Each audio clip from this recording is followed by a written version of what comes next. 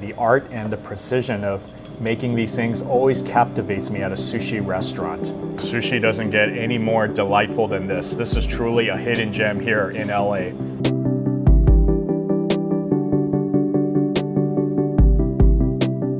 Hey guys, welcome back to my channel. This is Steve from Rockstar Eater coming to you with another rockin' episode. And I am out here in Los Angeles, in Koreatown, because I'm gonna be checking out a new sushi restaurant. I am here at Yeon Omakase and Sushi.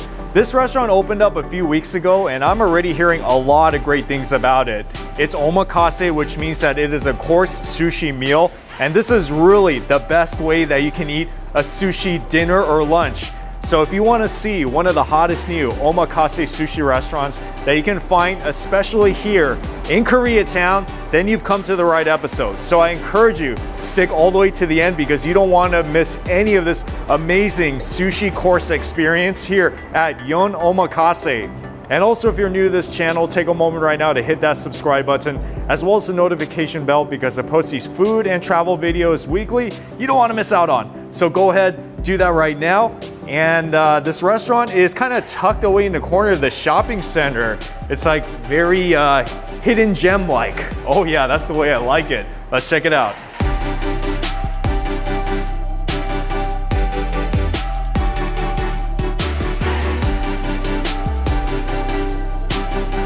I don't think I've seen a sushi restaurant like this in Koreatown. It's so cool. It's like so intimate. It's cozy. That's the Sushi Bar right behind me where you can have your omakase meal. But even better, across, you're gonna see this, and you need to take off your shoes to go in here. These are private dining rooms for businesses, for intimate occasions. Look at that. It's just like in Asia. You sit down on the floor and you have a meal at your table. And they even got sliding doors here if you want to have your own room. Oh yeah, so here are the chefs in the house. We got Alex to the left and Peter to the right. This is their entire menu, sushi and sashimi. They got some rolls, they got appetizers. So yes, you can order a la carte if you want to, but today I'm here for the omakase, which means chef's choice. He's gonna give you what he thinks is the best on the market for today. $175, let's do it. And starting off with course number one, oh yeah, this is Dashi Jelly. I don't think I've seen this before. It also has seaweed, mizuku, crab, tomato, ikura, scallion, all in ponzu sauce. Ooh, that is delightful. It has that bonito fish flavor. And I love that kelp flavor too. It's like a very oceany taste. Anything in omakase restaurant you put in front of me, I'm gonna like.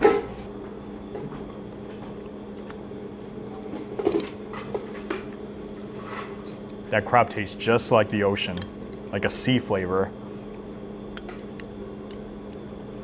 This is really one of the most interesting and even a bit refreshing omakase starters I've had. I'm already getting so excited for course number two. They're working on it already, and that is mirugai, which is giant clam.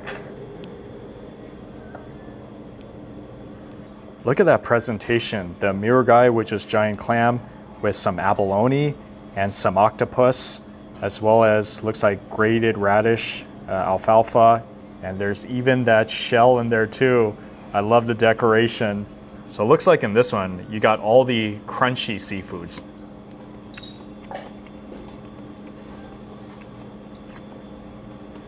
So that one is the mirugai, the giant clam. Just like I said, it's crunchy. And it's so fresh too, you can taste it. It tastes just like the sea.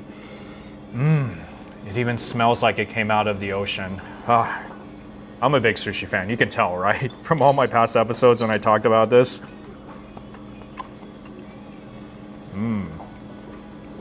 That one is even crunchier. I would say it kind of tastes the same, to tell you the truth.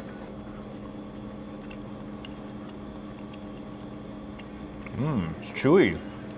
So I guess there's a pattern to the way that they bring out the selections from the beginning all the way to the end. You know, I really can't wait to see what would be the finale to this whole thing. And course number 3 is the Mushi, which is a Japanese egg custard. This is a hot dish. It has shrimp, caviar, scallion, and I'm always very fascinated to see how every restaurant makes this one.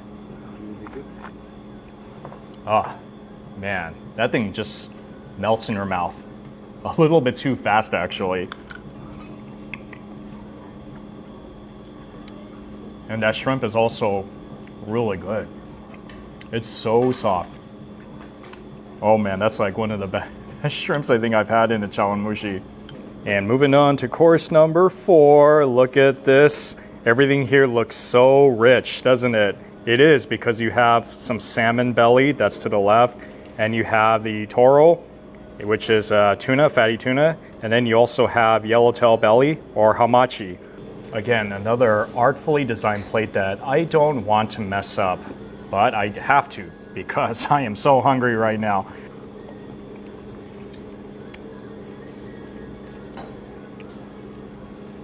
You feel like you're eating a piece of salmon butter in your mouth. That thing is so rich. Man, yeah, I knew it was going to be because of salmon belly. That's the best part of the salmon you should get. That is so good. Really good.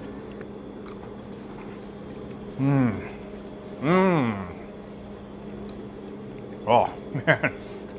I'm having so much fun here. That is just so... That's like tuna delight right there. It's so rich.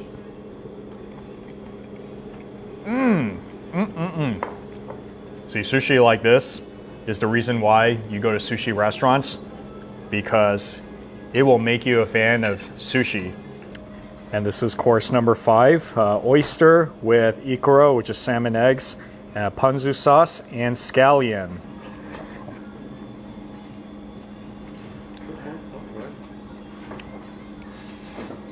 It's like a burst of flavor in your mouth. That oyster is so like soft. It tastes, once again, like the ocean. That ponzu sauce will just make anything taste good. Like anything, I'm serious. You see, I'm even drinking it. Can't have enough good things to say about this. And this, I heard that you can eat too. Crispy. Almost like a little green cracker here. And I guess I'm moving on to the nigiri now. That looks like a delicious piece of tuna that I see. Bam, there it is. That's the piece of tuna.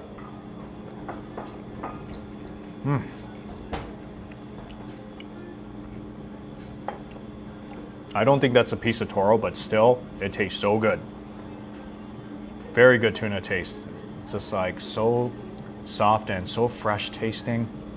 And that sauce on top, they call it a nigiri sauce, which kind of has like a bonito type of mirin soy sauce flavor. It's very light too, so it's not overpowering. You can taste a lot of the fish, which is awesome. Oh yeah, brushing it like an artist, like a piece of painting. And that one is the halibut with the sauce on top too.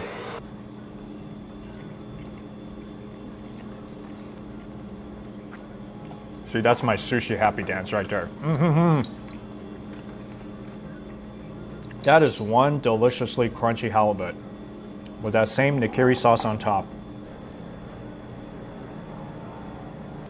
And that one right there is the Shima Aji.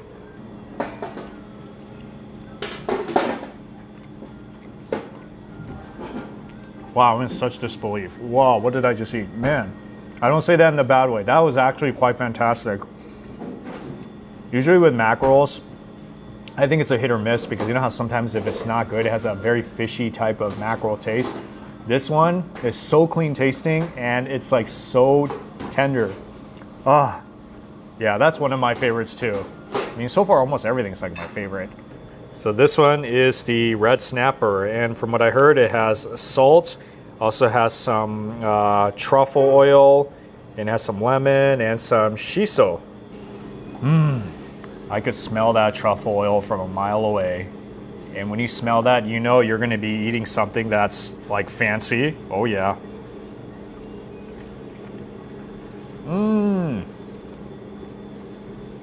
I'm telling you, that truffle always makes a difference in all the food. It's like melts in your mouth soft. And like I said, if you put truffle oil on anything, it'll make a $10 sushi dish tastes like a $100 sushi dish. And there's that piece of salmon, nigiri. It looks like it has 2 pieces of the ikura on top. That's a nice touch. Salmon and salmon. Wow.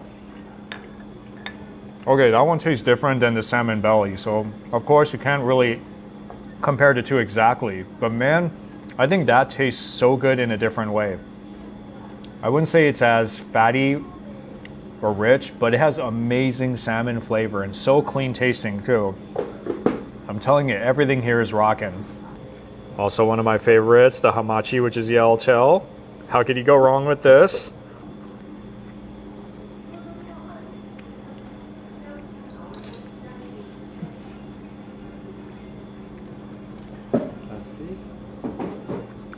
That's a really good fish. Wow. That is a very delicious tasting fish. And their rice here that they use is really good too. It has really good flavor, the way that they make the sushi rice. Okay. And this one is the kampachi. It looks so shiny. And by the way, look at how nice this sushi tray looks.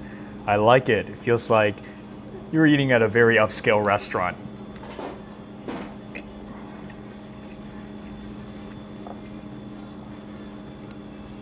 Okay, that's pretty off the hook. Wow. It's like soft and slightly crunchy. There's a yuzu on top, so it adds kind of like that citrusy flavor. I haven't had omakase in a while. Every time I eat it, I just get so excited. Words can't describe. And this one is called the Sayori. It's a needlefish, and this is the first time that I am trying this fish. I've heard so much about it. I'm very excited to eat it.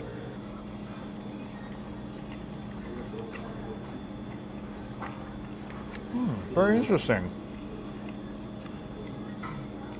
I think it tastes kind of similar to like a white fish of some sort. Yeah, it kind of has like that halibut crunchiness texture. And this one is always a show stealer. This is the Toro fatty tuna. It does have the brush of the sauce as well as kisame wasabi on top.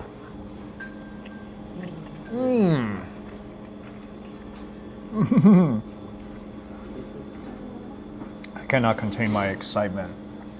That is as good of a Toro as it gets. And they call this the Uni and Ikura Bowl, which is sea urchin from Japan and salmon eggs.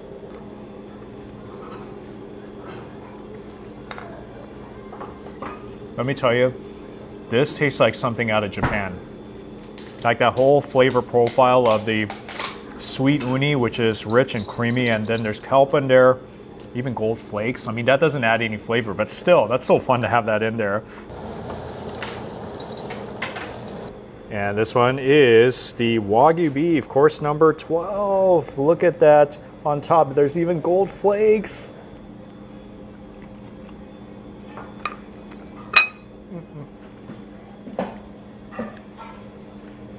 I'm just gonna get out of my chair and I'm gonna start like jumping all around.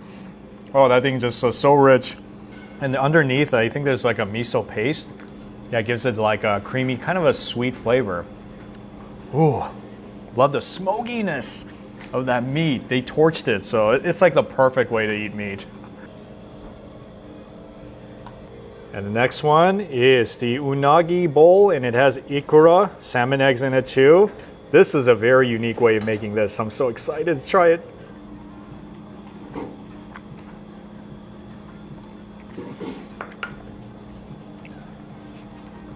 I'm so happy. I don't know if you guys have ever had eel before, but it is some of the best, most comforting Japanese foods that you can eat, especially over rice. It's like so soft and it's toasted too. And then we also have the Soba Noodles. This looks very warm. There's chrysanthemum and fried tofu in there. I don't remember if I've been to a omakase restaurant that serves noodles as part of the course, but in Japan they usually give it to you at the end, signifying that it's the close of your meal.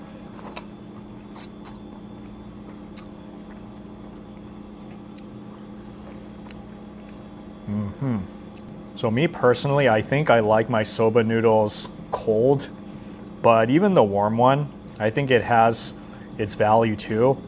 It really makes you feel good when you eat it.